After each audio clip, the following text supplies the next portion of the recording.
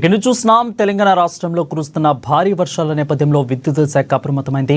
ప్రజలకు ఎలాంటి ఇబ్బందులు కలగకుండా ఉండేందుకు జీహెచ్ఎంసీ పరిధిలో 160కి పైగా ఎలక్ట్రికల్ అంబులెన్స్లను ఏర్పాటు చేసింది.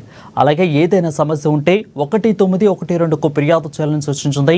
ఇక సిబ్బంది కూడా ఫీల్డ్లో ఉండాలని విద్యాశాఖ అధికారులు జారీ చేశారు.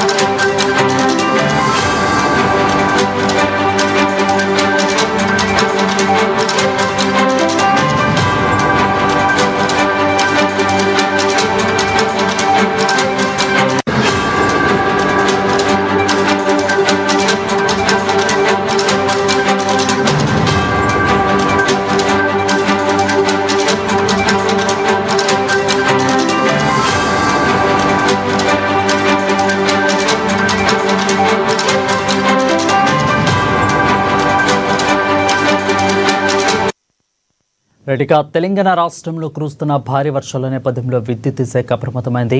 ప్రజలకు ఎలాంటి ఇబ్బందులు కలగకుండా ఉండేందుకు జీహెచ్ఎంసీ పరిధిలో 160కి పైగా ఎలక్ట్రికల్ అంబులెన్స్లను ఏర్పాటు చేసింది.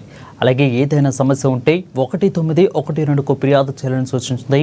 సిబ్బంది కూడా ఫీల్డ్లో ఉండాలని విద్యుత్ శాఖ ఆదేశాలు జారీ చేసింది.